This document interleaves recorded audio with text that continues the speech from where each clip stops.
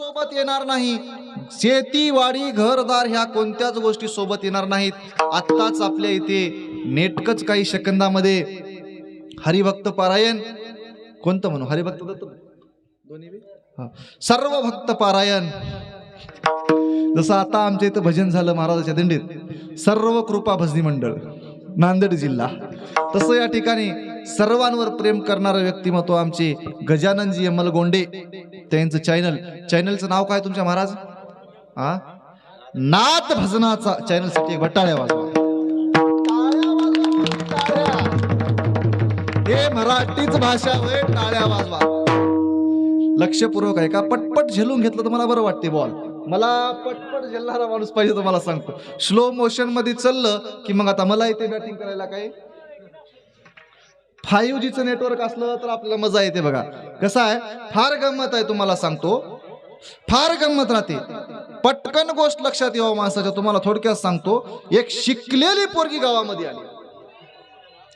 हे लय हिताचं होय, लक्षात आहे का? लक्षात ठेवा, शिकलेली पोरगी गावात आली आणि गावात आली ना आजोबा संग शेताला गेली. आता आज्याला काय माहित आहे शिक्षण कशाला म्हणावं, एल बिल बिल लिल लिल ते काय बघा, हे आज्याला काय माहित नाही बिचारा. आपला ते रात्रची शाळा, त्याला कोणती म्हणतात आनंदराव पाटील? रात्रच्या शाळेला काय म्हणतात? डंगरी शाळा. ते नाव कोण ठेवलं होतं काय नाही, त्या देवाला माहित आणि त्या डंगरीलाच माहित. ह्या डंगरी शाळेत शिकलेला आज्या, ते पोरगी शेताला आली आणि आखाड्यावर बसल्या बसल्या आजोबानं बोलायला सुरुवात केली. बाई काय करालीस, किती शिकलीस, कितवीला हास, तुझं काय चालू आहे शिक्षण? पोरगी म्हणली, आजोबा मी फार्मसी करायले. लक्षपूर्वक आहे का? पोरगी काय म्हणली? आजोबा मी फार्मसी करायले. काय येडी हासे माय म्हणला, मी तर शिकनाशी एवढ्या लई म्हशी घेतला आणि तू औरंगाबादला राहून फार्मसी करालीस काय म्हणा. समजलंय की? ज्याला ज्याला समजलं त्याला धन्यवाद, ज्याला समजलं नाही त्यांना सकाळचं जेवण करूनच जा दत्ता प्रभू.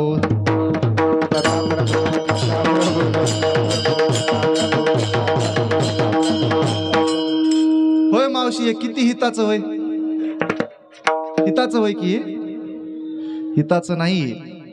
तुम्हाला सांगतो, असे जोक सांगायचे म्हणलं तर याला फार किंमत लागत नाही. 10 रुपयाला पुस्तक भेटते, तेही गाड्यावर. असे जोक सांगायला महाराज, हे जोक सांगायला पुस्तक कुठं भेटते? गाड्यावर भेटते. त्याची किंमत किती राहते? 10 रुपये. आणि या 10 रुपयाच्या पुस्तकातला उगा कोणत्यातला एक जोक सांगला की माणसं खद खद खद खद हसतात. काय कमाल आहे डुप्लिकेट गोष्टीची. तुम्हाला सांगतो, डुप्लिकेट गोष्टीमध्ये एवढा पॉवर असते. विनोदाचे भुकेले आपण भोगते असतो. आपला समाज कीर्तनामध्ये फक्त एकच अपेक्षा करायलाय, विनोद झाला, काय भारी कीर्तन झालं. इकडे ज्ञान किती बी सांगा ते आपल्या मंडपाच्या वरून जाते हातभर. विनोद झाला तर कीर्तन चांगलं झालं, आपली अपेक्षा होऊन बसले. 10 रुपयाच्या कोणत्यातल्या पुस्तकावरल्या इतक्या भागातला जरी विनोद सांगला तरी माणूस हसतो आणि त्या गोष्टीची स्तुती करतो, परंतु त्याच्यामध्ये आपलं हित होत नाही. शास्त्रामधलं प्रमाण बघा, शास्त्रात काय सांगितलंय बघा, नामाचं महत्व काय सांगितलंय बघा. तुम्ही आज 7 दिवसापासून घर सोडले, फक्त या ठिकाणी सकाळी एक प्रकार, दुपारी एक प्रकार आणि संध्याकाळी एक प्रकार खायासाठी सोडले काय? सोडलं नाही. आम्ही एका ठेप्यावर जेवू लागल्या. तुम्हाला सांगतो, एका मुक्कामाला महाराज आम्ही जेवण करत होत्या. जेवण करत असताना एक सदग्रस्त आमच्या बाजूला बसला, जेवू लागला. नंबर 1 स्वयंपाक झाला होता. आपली खिचडी कढी, नंबर 1 खिचडी होती, कढी होती, जेवण चालू होतं. मग जेवत असताना वाढू लागले. वाढताना त्याला घ्यायचं होतं. त्यानं म्हणला भात घेतो, पण संध्याकाळी काय आहे मला सांग आधी. भात घेतो पण संध्याकाळी काय आहे सांग. त्यानं म्हणला संध्याकाळची मस्त व्यवस्था आहे बघा. म्हणला चक्के केलेत, बासुंदी केले, गुलाबजाम, हे 2-3 आटम वाढलेत म्हणला महाराजांना आज. मग नको भात म्हणला, नको म्हणला. आता घेण्यासाठी बोलेलेला वापिस पाठवलं का?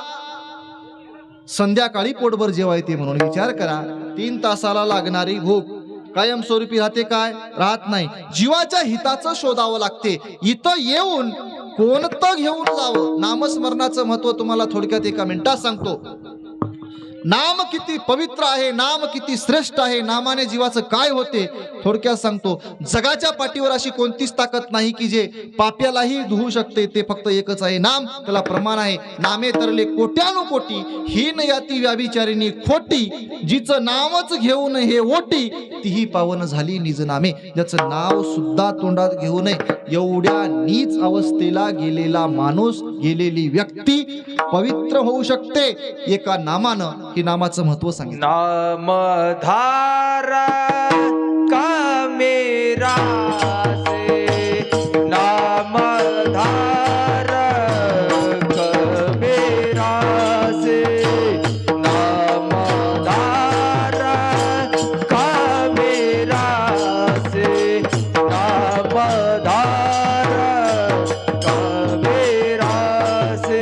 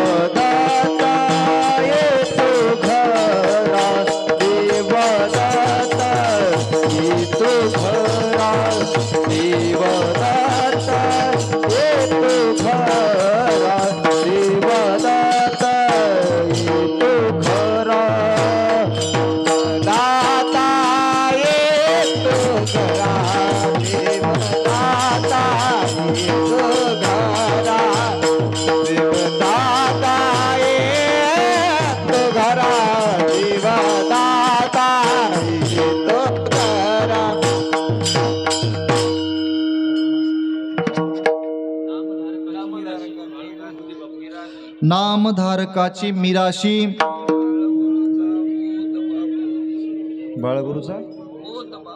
बाळगुरुचा बोध बापूजीशी. नामधारकाची मिराशी. नामाचं महत्व महाराजांनी सांगितलं. नाम हे किती श्रेष्ठ आहे. येतो देवदत्त घरा. देव आपल्या घरला येतो. देव आपल्या घरला म्हणजे आपल्या त्या घरला नाही, आपलं जे घर आता गावाकडे आहे त्या घरला. देव आपल्या घरला म्हणजे या घरला येतो. या घरला देव आपल्या येतो, हृदयामध्ये येतो. ते हृदयात आणायचं असेल तर नाम हे सर्वश्रेष्ठ आहे. नामाचं महत्व सांगतो. बाळगुरु चरित्रामधली एक सुंदर गोष्ट आहे.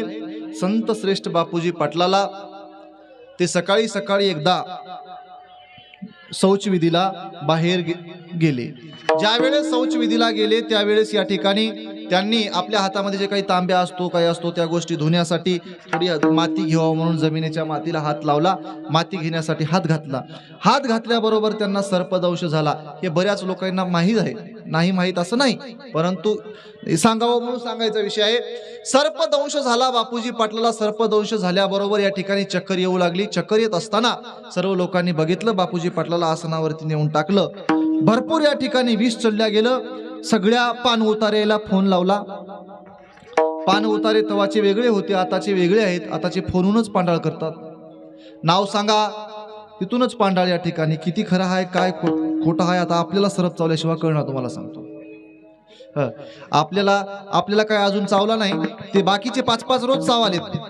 तुम्हाला 5-5 सर्प, मला 5-5 सर्प रोज चावायचे. पंचफड्याची नागिन दंश करते रात्रंदिन, तिने व्याकुळ झाला प्राणविष तरी आता मी बुडतो भवसागरी, गुरुरायाला वलव करी आता मी. 5-5 फड्याचे नाग आपल्याला रोज ढसालेत हे कळण आलंय आपल्याला. हे शोकांतिक आहे आपली, तुम्हाला सांगतो. मग हा साप बापूजी पाटलाला सर्पदंश झाला आणि सर्पदंश झाल्यावर या ठिकाणी बरेच वैद्य बोलवले, मांडाळ करणारे बोलवले, विष उतरणारे बोलवले. सगळ्यांचे या ठिकाणी हातपाय टेकले. सगळ्यांनी सांगायला सुरुवात केलं की निमित्तच्या बाहेर आहे, आम्हाला जमण्यासारखं नाही. सर्वांना या ठिकाणी यश प्राप्त झालं नाही. ते हतबल झाले, काय करावं. ही वार्ता गुरु महाराजापर्यंत गेली, बाळगीर स्वामीपर्यंत गेली. तत्क्षणी बाळगीर स्वामी त्या ठिकाणी आले. आल्यानंतर गुरु महाराजांनी विभूती दिली आणि सांगितलं ही विभूती बापूजीच्या सर्व अंगांना लावा आणि आता मुकाट्यानं बसू नका, फक्त दत्तनामाचा जयघोष करा. बाकीचं इकडलं तिकडलं बोलू नका, काही वाया बोलू नका, फक्त दत्तनामाचा एक मुखाने जोरात पारा द्या असं सांगितलं. दिगंबरा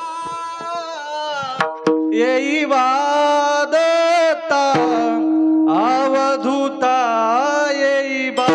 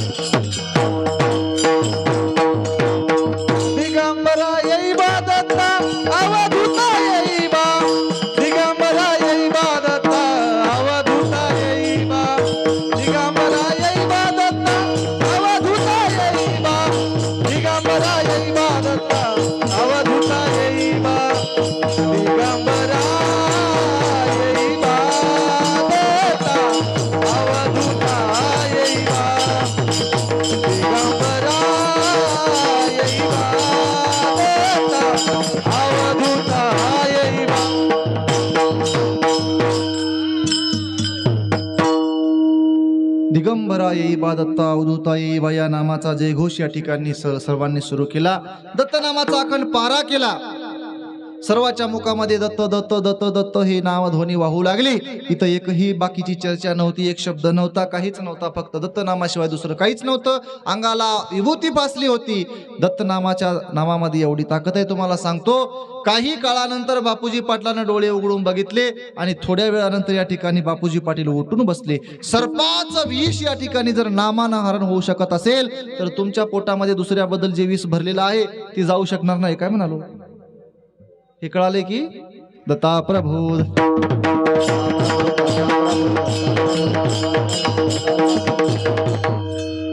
खऱ्या मावशी, आता तुम्हाला लय पटकन कळते. खऱ्या सर्पाचं विष नाम घेतल्यानं निघून गेलं. खऱ्या आपल्याला काय सरप चावलं नाही, काय नाही, तरी आपल्या पोटामध्ये थोडं थोडं हाय, ते नामानं जाणार नाही. काय म्हणालो? अरे सहज निघून जाते. म्हणजेच आपल्यामध्ये जे दुसऱ्याबद्दलची भावना आहे, द्वेष आहे, तिरस्कार आहे, मदमच्छर आहे, याला महाराजांनी विष म्हटलं. हे सुद्धा विष बाजूला काढावं लागते. आनंदा भजावे द्वेताशी त्यागावे, आनंदा भजावे द्वेताशी त्यागावे, सर्वाभूती पहावे भगवंत, आनंदा वाचो निवाणी नवे चावे, श्रवण करावे आनंद गीता. आनंद मालकाच्या भजनामध्ये असताना सर्वाभूती भगवंत बघितला पाहिजे. डोळ्यानं तुम्हाला सांगतो, आपण सर्वाभूती भगवंत बघायचा सोडून जरासा आचरण जरी इकडलं तिकडलं आलं झोपताना मंडपात माझ्या जाग्यावर हे माहूर गडामध्ये येऊन सुद्धा इथंच आतरण जरी आपण केलं तर तिथं जर जागा दुसऱ्या मावशीची असली, तिसरी मावशी येते, तुम्हाला दिसना गेलं काय मग खून आहे म्हणते इथं. दत्त महाराज म्हणत असल हे आतरण करून जागा करून मजी होय म्हणाले. हे दत्त महाराजांना जर विचार केला तर काय होईल मावशी, विचार करा. म्हणजेच आपण इतकुल्या जाग्यामध्ये मी आणि तू या गोष्टी वापरतो. मी आणि तू हे जोपर्यंत आपल्या संसारातून जात नाही, आपल्या स्वतःतून जात नाही, तोपर्यंत परमार्थ योग्यतेचे आपण होत नाही. परमार्थाला सुद्धा योग्यता पाहिजे. योग्यतेच्या झाल्याशिवाय परमार्थ हा रुजू होत नाही. परमार्थामध्ये परिपक्वता यावी लागते. किती परिपक्वता यावं लागतं तुम्हाला सांगतो. एका दिंडीत पाकिट हरवलं, रात्री मी सांगून गेलो. एका दिंडीत पाकिट हरवलं आणि ते पाकिट पैशाचं भरलेलं होतं. शितार पुढे यायचं नव्हतं. नुसत्या शितार नाहीत आता, दुसरे आल्यात. त्या गुटकाईचं पाकिट भरलेलं नव्हतं, पैशाचं पाकिट भरलेलं असताना मंडपामध्ये आणून दिलं, स्वीकारलं. हे पाकिट कोणाचं वय, घेऊन जा. एवढं उदार व्हावं लागते हो, एवढं मोठं मन व्हावं लागते. त्याला परमार्थ म्हणतात. रात्रीची गोष्ट, आता एका मामाचं आमचे हेडफोन हरपलं. आमच्या गुरुवर्य समीर महाराजच्या दिंडीमध्ये हेडफोन हरपलं. झालेली गोष्टी सांगतो मी, कधीच तुम्हाला सांगतो बाकीच्या सांगणार. त्याने अलाउन्स केलं सकाळी येऊन माईक मध्ये, कोणाला जर माझं हेडफोन गटला असेल कृपया आणून द्यावे. एक बार नाही 5 बार अलाउन्स केलं त्यांनी. आणि हे गटलं, त्यानं ऐकलं, हेडफोन आणून दिलं. तुम्हाला सांगतो म्हणजे सांगायचं तात्पर्य, कोणती गोष्ट हेडफोनची किंमत कमी आहे म्हणून तुम्ही त्याला हलक्यावर घेऊ नका. देण्याची भावना मोठी होती. माणूस तोट्याचं खंडूक जरी पडलं तरी देणं आलं एकूण एकाचं. ते तर हेडफोन होय दोन्ही कानामध्ये टाकून ऐकायचं. म्हणजे माणसातून माणसाला बाहेर काढायचं. माणसात जरी बसून माणूस असला तरी हेडफोन टाकून या ठिकाणी समाधान बसायचं होय. एका कीर्तनामध्ये मी दन कीर्तन असं नंबर 1 होऊ लागलं. सगळं पदशीर महाराज इतका जाडजोड होता. एक माणूस उग्गमान हलू लागला. खरी होय गोष्ट, हे सुद्धा खरी होय. इथं एकही गोष्ट खोटी बोलणार. दत्त महाराज अशा पदी गोष्ट सुद्धा खरी होय. आपल्या परवा कोणाचं कशाला हो भांडणाला तोंड काढा, मला भांडणाचं लय भेव वाटतं. तिथं येऊन तू काय म्हणलास माझ्याबद्दल, म्हणतो काय करावं, कोण कवा आडवं येईल वाटामध्ये. त्यासाठी मी घरी असेल तेव्हाच जोरात बोलतो, बाहेर निघालं की कवाच आगाव बोलत नाही. घरी असेल की मग कोणालाही भीत नाही. काय आपला कवाड लावून बसता येते ना मध्ये जाऊन. दत्ता प्रभो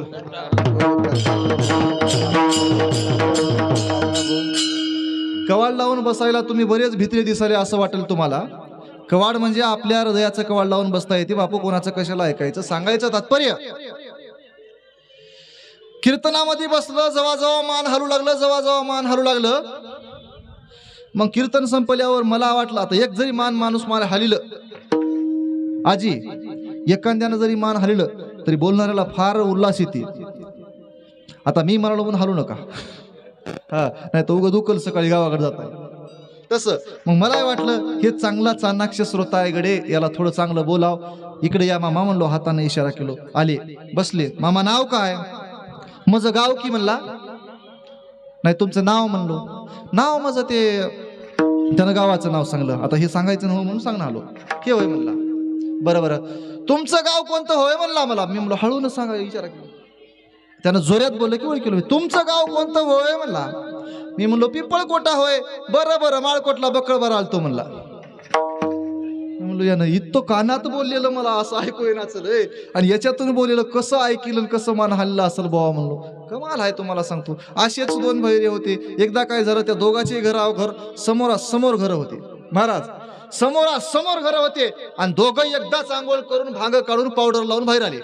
आल्याबरोबर दोघंही भैरे एकानं म्हणला मग निघाल्या काय माहूरला. ते दुसरं भैर म्हणला नाही माहूरला चलो म्हणला. ते म्हणलेलं म्हणलं मला वाटलं की माहूरलाच चर्या काय की. दत्ता प्रभो दत्ता.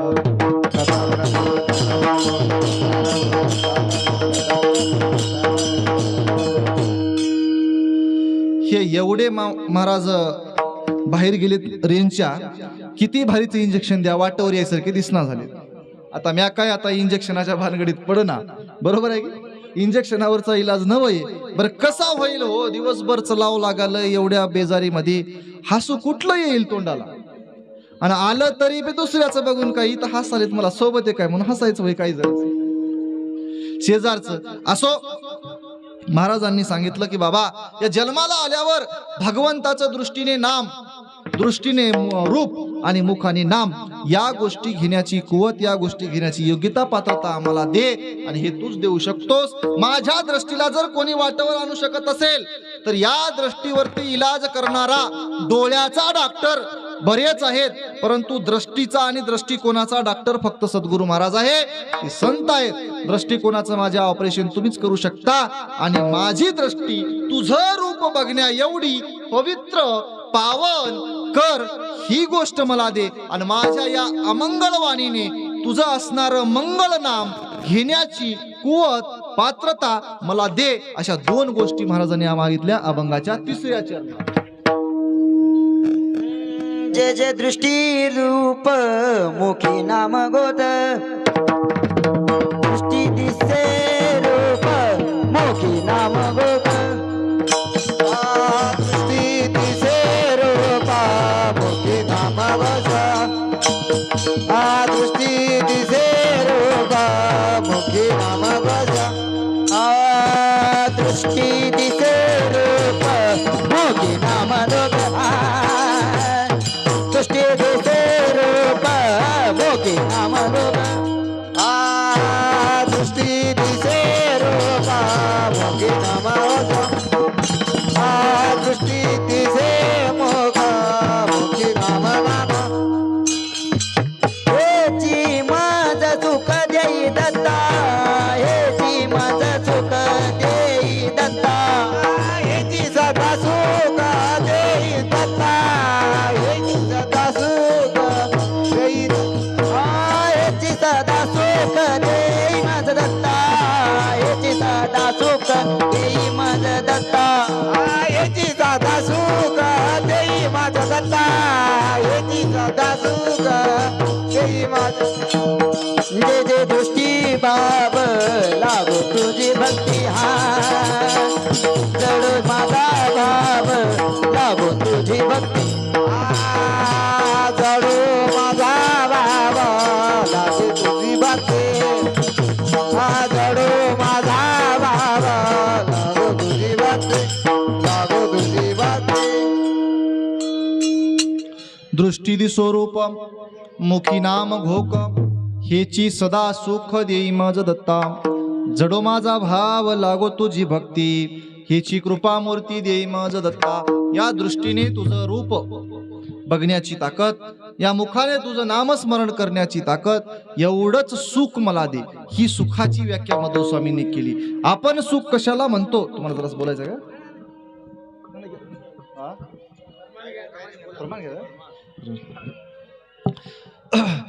या सुखाची व्याख्या, साधू संतांच्या सुखाची व्याख्या आणि आपल्या सुखाची व्याख्या वेगळी आहे. आपण आपल्याकडे पैसा असेल, शेती असेल, जमीन असेल, संपत्ती असेल, लेकरं बाळ चांगले असतील याला सुख मानतो, शरीर आरोग्य चांगला असेल याला सुख मानतो.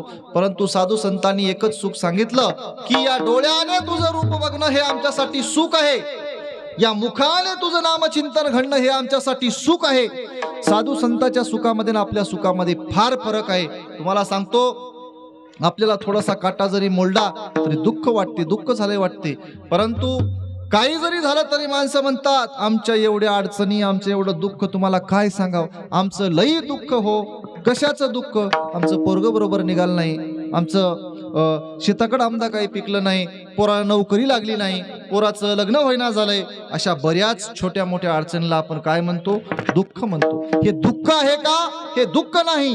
दुःख जर कोणता असेल तर तुम्हाला सांगतो, दुःख पाहता जवा पाडे, सुख पर्वता एवढे. दुःख हे तुम्हाला सांगतो, सुख उग जरासं छोटस आहे, परंतु पर्वता एवढं दुःख जे आहे त्याला दुःख म्हणतात. आणि सर्वात मोठं जीवनात दुःख असेल तर ते आहे गर्भवासाचं दुःख, ते आहे जन्म मरणाचं दुःख, ते आहे संसाराचं दुःख. संसार सागर दुस्तर भ्रांती मायापुर, कैसा उतरू मी पैल पार, चिंता पडली पार, देवा तू येईवा, शहादता दूर कर माझी चिंता, तुझविन तारिता न दिशे सर्वथा, देवा तू येईवा. हे संसाराचं दुःख. संसार म्हणजे कशाला म्हणावं? संसार म्हणजे लेकरं बाळ, आपला घर परिवार, यालाही संसार म्हणतात. जन्म आणि मृत्यू यालाही संसार म्हणतात. हे एवढं जे दुःख आहे, याला दुःख कशामुळं म्हणता? याचं जर प्रमाण पाहिजे असेल, त्याचंही प्रमाण आहे एक एक येऊनी कोटी कोटी फेरा, मग लाभे वारा मानवाचा. तिथं नेऊन सोडालो तुम्हाला, पण काय करावं, तुमच्याकडे माईक नाही आता. असो, एक एक यवनीच्या ठाई या ठिकाणी कोटी कोटी फेरे आपण फिरून आलो. हे दुःख कमी नाही.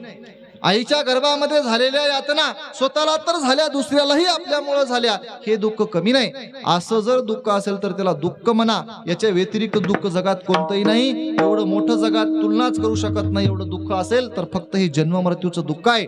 या जन्म मृत्यूच्या दुःखातून आमची जर दुःखाची निवृत्ती करायची असेल तर सद्गुरू महाराज करू शकतात, दुसरं कोणी करू शकत नाही. ज्याच्यावर सद्गुरू महाराजची कृपा झाली, ज्याला नाम प्राप्त झालं, ज्याला ज्ञान भक्ती वैरागी कळालं, ज्याला साधू संगती कळाली, ज्याला जीवनामध्ये 3 गोष्टी फार महत्वाच्या आहेत. एक गोष्ट अशी, जीवनामध्ये संत भेट, संत कृपा आणि संत संग. जीवनामध्ये संताची भेट होणं महत्वाचं आहे, त्यानंतर संताचा संग घडणं महत्वाचं आहे. संताची भेटही झाली, संताचा संगही झाला, पण संताच्या संग राहून या ठिकाणी आपण नुसतं संध्याकाळी गुलाबजाम, सकाळी बासुंदी, दुपारी शिरा, या भानगडीसाठी जर संतासोबत राहिलो, संताचा संग केलो तर उद्धार होणार नाही. संत कृपा करून घेणंही तेवढंच महत्वाचं आहे. या 3 गोष्टी ज्या जीवाला प्राप्त झाल्या त्याच्यासाठीच मोक्ष प्राप्ती आहे, त्याच्यासाठीच कैवल्य आहे. बरोबर आहे की खरं आहे की? दत्ता प्रभू दत्ता प्रभू दत्ता प्रभू. आता संत भेट, संत कृपा आणि संत संग ह्या 3 गोष्टी आम्हाला करायची आवश्यकता आहे. आम्ही बघता असं जरी विचार केलं तर या 3 गोष्टी कळाव्या लागतात. संत कोणाला म्हणावं, संत संगती कशाला म्हणावं, संताची कृपा केवढी राहते कशी राहते, ते कशी व्हावं हे कळणं सुद्धा गरजेचं आहे. संत कळावा लागतो. संत कळल्यानंतर संताचा संग करावा लागतो आणि संत संग केल्यानंतर संताची कृपा व्हावी लागते. या सगळ्या गोष्टी व्यवस्थितपणे रीतिरिवाजानुसार जर पार पडल्या, जसं आचार विचार उचार, आचार पाहिजे, विचार पाहिजे आणि उचार पाहिजे, 3 गोष्टी जुळल्या, ज्ञान पाहिजे, भक्ती पाहिजे, वैराग्य पाहिजे, त्यानंतर आवड पाहिजे, सवड पाहिजे आणि निवड पाहिजे. या 3 जाडजोड जर लावली तर तुम्हाला सांगतो या सगळ्या गोष्टी साध्य होतात. म्हणून मध्व स्वामींनी सांगितलं, तुझ्या स्वरूपी सदा आनंद, तुझ्या स्वरूपी सदा आनंद,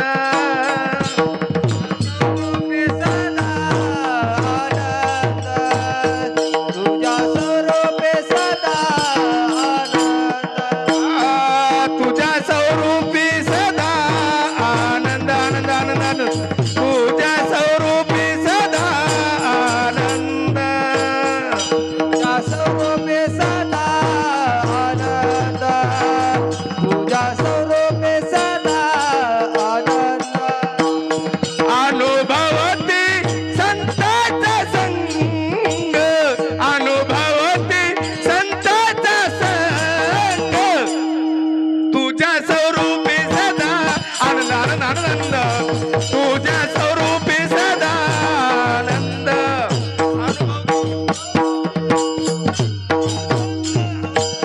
अनुभवती संताचा संग, वा, तुझ्या स्वरूपी सदा आनंद, ओ तुझ्या स्वरूपी सदा आनंद.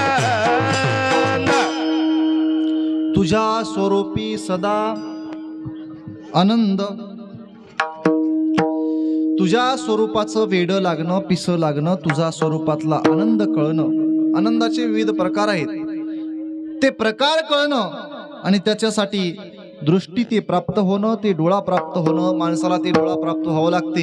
या डोळ्याने ते भेटत नाही, या डोळ्याने ते दिसत नाही. त्यासाठी यदुराजाला उपदेश करताना प्रमाण सांगितलं, चर्मचक्षु दिव्य चक्षु हे मायामय पक्षु, या अतीत जे लक्षी लक्षू ते माझे ज्ञानांजन. असं असणारं ज्ञानांजन प्राप्त करून घ्यायचं असेल तर हे या डोळ्याने दिसू शकत नाही. महाराज म्हणतात, दृष्टीवर इलाज झाला, रूपावर इलाज झाला. आणि मधो स्वामींनी सांगितलं, जीवाचं हित कशामध्ये आहे? जीवाचं हित भजनामध्ये आहे, भक्तीमध्ये आहे, नामस्मरणामध्ये आहे. नामस्मरण केल्याशिवाय उद्धार होऊ शकत नाही. सर्वांना 2 मिनिटं हात वर करा. सर्वांनी या ठिकाणी आपण सुंदर भजन करूया. नंतर आपल्याला 2 मिनिटामध्ये संपवायचं आहे. सर्वांनी आपले 2 हात वर करा. 2 मिनिटं या ठिकाणी देवाच्या दरबारामध्ये भजनाचा आनंद आपल्याला लुटायचा आहे. सर्वांनी करा, जमलं तेवढ्यानी करा, जाऊ द्या. काय कोणते पैसे पडणार आहेत खात्यावर तुम्ही हात वर केल्यावर? आनंद व्यक्त करण्यासाठी करा. अनुसया माऊली दिगंबरा, अनुसया माऊली दिगंबरा, दिगंबरा अनुसया माऊली दिगंबरा, अनुसया माऊली दिगंबरा, अनुसया माऊली दिगंबरा, अनुसया माऊली दिगंबरा, अनुसया माऊली दिगंबरा, दिगंबरा दिगंबरा दिगंबरा दिगंबरा दिगंबरा दिगंबरा दिगंबरा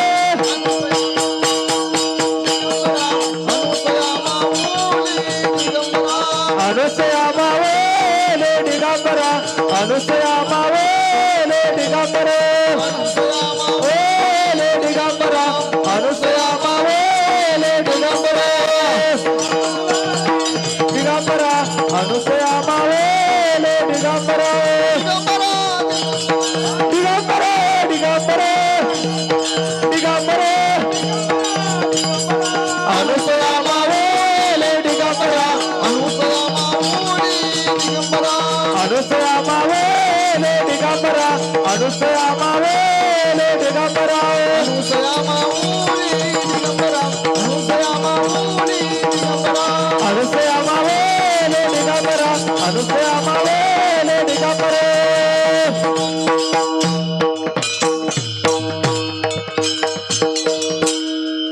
सर्वांचे धन्यवाद.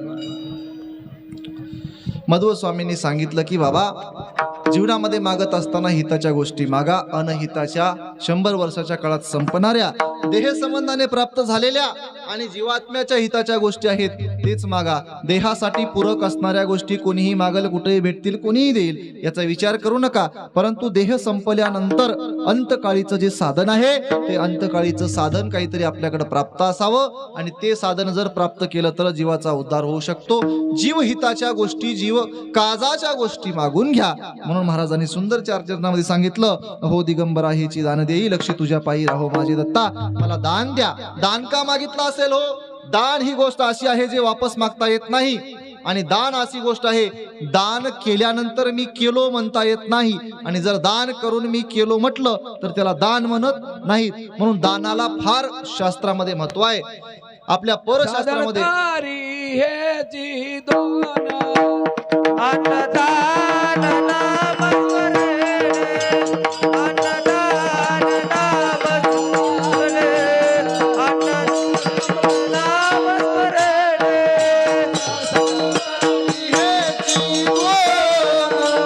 अन्नदान नामस्मरणे, अन्नदान नामस्मरणे, दान नामस्मरणे.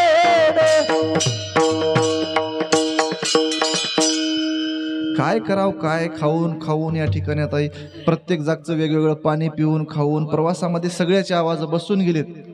होय महाराज, सगळे माणसं परेशान आहेत. अहो काय नाही येत, आता रोज भजन म्हणाले याचे आवाज बसणं साहजिक नाही. उग चला किर म्हणण्याचे माणसाचे आवाज बसलेत, चला चला म्हणणाऱ्याचे आवाज बसलेत. म्हणजेच सगळे परेशान आहेत. सगळं समजून घ्या. या दरबारामध्ये समजून घेण्याचा विषय आहे. अतिशय सुंदर या ठिकाणी आनंदराव पाटील सुद्धा आले, जो वेळातला वेळ काढून. शंभरगावकर महाराजांनी सांगितलं की बाबा रे, हे साधन जे आहेत ना जीवनामध्ये, नामस्मरण आणि अन्नदान, दानाला फार महत्व आहे. 14 प्रकारचे दान शास्त्रानं सांगितले. 14 जमत नाहीत आपल्याला, 4 सांगितले. 4ही काही जणांना जमत नाहीत. अन्नदान सांगितलं, अन्न घाले सर्वाभूती, पात्र मिळे दैवगती, जो ऐसा भाव जयाच्या चित्ती, तो परम साधू जाणावा. साधूच व्हायचा असेल तर साधूची व्याख्या वापरली. ज्यानं सत्पात्राला अन्नदान देते, गीता साधू संतांचे दर्शन, औट कोटी तीर्थाचे घडे स्नान, सत्पात्राशी देता अन्नदान, कोटी यज्ञ फलप्राप्ती, कोटी यज्ञ केले इतके फळप्राप्ती होते म्हण. कोणाला? सत्पात्री माणसाला जर जेव घातलं. सत्पात्र कशाला म्हणावं? आता हे इकडं जाऊ नये आपण, ती शास्त्रामध्ये तुम्ही उकळून बघा. सत्पात्राचे लक्षणं सार विचार मध्ये सुंदर सांगितलेत, ते करा तुम्ही काम घरी गेल्यावर सार विचार बघून. सत्पात्राला दान दिलं तर कोटी यज्ञ फलप्राप्ती होते. एक यज्ञ कसा होते? आता हे एक यज्ञ जर सांगायचं झालं तर एक यज्ञ पूर्ण व्हायला हत्तीच्या सोंडासारखी तुपाची धार पडावी लागते म्हणे यज्ञामध्ये. हत्तीच्या सोंडासारखी सोडून पित्रवाडा या दारड्याची धार टाकली आपण. पित्राला दारडाची धार आहे हो, काय सांगा. बऱ्याच जागी आहे. आता काही गावात राहतात म्हशी, फार्मसी, काही गावात फार्मसी राहतात पण राहत नाहीत. तसं तुपाची धार सोंडासारखी यज्ञात टाकावं लागते, त्याला एक यज्ञ प्राप्त होते म्हणा. आता कोटी यज्ञ फलप्राप्ती एका सत्पात्राला जेव घातल्यावर व्हायले. कशाला तूप जमा करायचं? पण सत्पात्री कुठं आहे हो? सत्पात्री हुडकावं लागते, शोधावं लागते, आणि ते कळण्याकरता आधी सत्पात्री व्हावं लागते.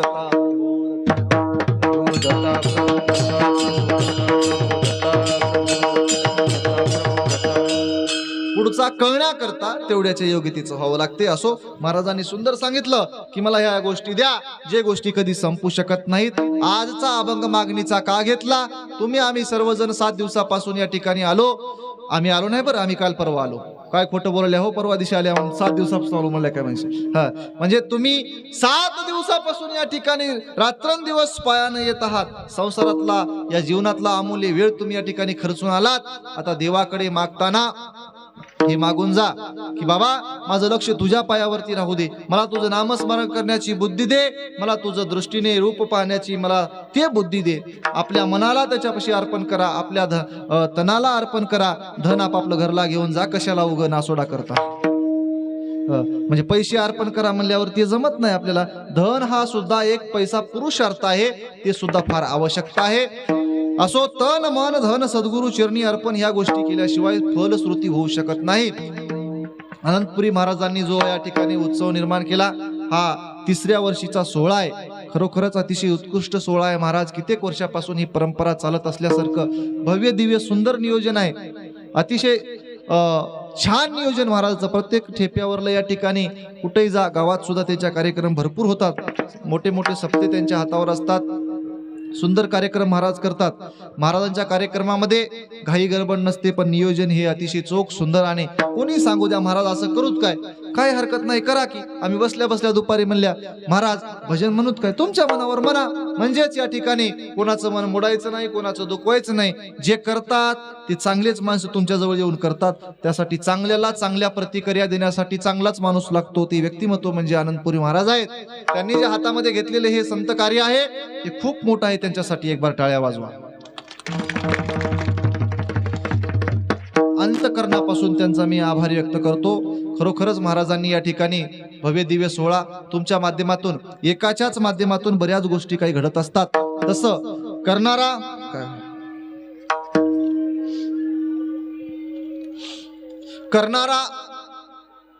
एक जरी झाला, वाटेने लावल्यानंतर या ठिकाणी सगळेजण आपोआप करतात. परंतु त्याचं नियोजन करणं, त्याच्या पाठीमागल्या सगळ्या गोष्टीचा भार सोसिणं, शेवट पहिल्या माणसापासून ते शेवटचा माणूस, या दिंडीतला पहिल्या माणसापासून ते शेवटचा माणूस जेवलाय काय याची काळजी बाकीच्या कोणालाच नाही, फक्त महाराजांना राहते.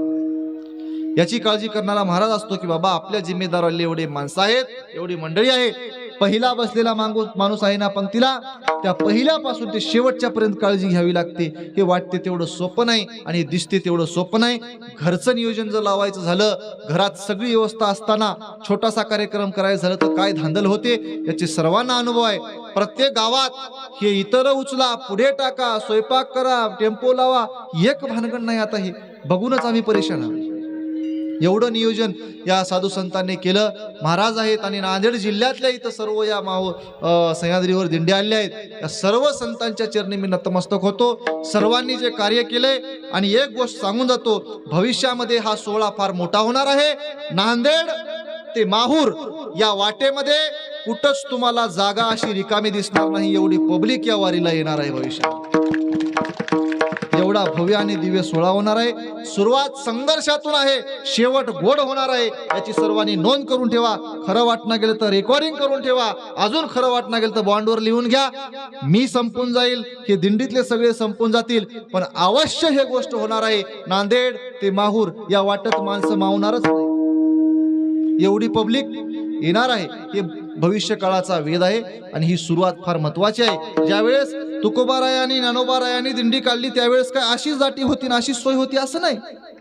त्याने काय काय हाल अपेक्षा सहन केल्या त्याचा इतिहास तुम्ही बघा. त्यांना सुद्धा त्रास झाला.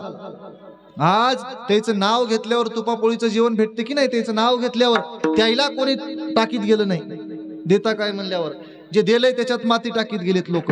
म्हणजे लोक तेव्हा सुद्धा वाईट होते आणि तशा गोष्टीला त्रास झाला. परंतु आज ते वैभव तुम्ही डोळ्याने बघता. तसंच हे वैभव पुढे होणार आहे. या सर्व नांदेड जिल्ह्यातले जे काही आपले साधू संत मंडळी आहेत, आता प्रत्येक साधू संताचं नाव घेणं मला या ठिकाणी उचित वाटणार नाही. सर्व साधू संतांच्या चरणाप्रती नतमस्तक होतो. नांदेड पासून या ठिकाणी पायानं आलेल्या सर्व नांदेड जिल्ह्यातून विविध भागातून आलेल्या दिंड्यांचे जे काही नामधारक मंडळी आहेत, पायाने चालत आलेली मंडळी आहेत, या सर्वांच्या चरणाप्रती मी चरण स्पर्श करतो, नमन करतो. झालेली सेवा भगवान दत्तात्रय प्रभू यांच्या चरणाप्रती समर्पित करतो. माझं काहीतरी भाग्य आहे. या ठिकाणी मला बोलायला संधी प्राप्त झाली. जीवनामध्ये हा वेळ माझ्या परत येईल न येईल माहीत नाही, परंतु या ठिकाणी कंबर बांधून कीर्तन करण्याचा योग प्राप्त झाला आणि जो मला योग प्राप्त ज्यांनी करून दिला ही माझ्यासाठी भाग्याची गोष्ट आहे. ही अविस्मरणीय माझ्यासाठी नोंद आहे. त्यासाठी सर्वांचे मनापासून आभार व्यक्त करतो. झालेली सेवा भगवंताच्या चरणी अर्पित करतो. यानंतर आता पुढचा कार्यक्रम महापूजेचा आहे. सर्वांनी सुंदर लाभ घ्यावा. महाराजांनी सूचना तर केलीच आहे.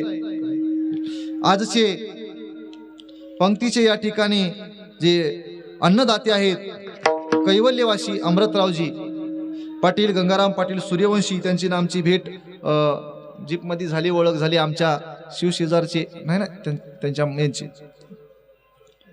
बाबू पाटील, बाबूराव पाटील जवळेकर, त्यांनी या ठिकाणी कैवल्यवासी अमृतरावजी पाटील, गंगाराम पाटील सूर्यवंशी यांच्या सन्मानार्थ या ठिकाणी पंगत जवळा येथून केलेली आहे.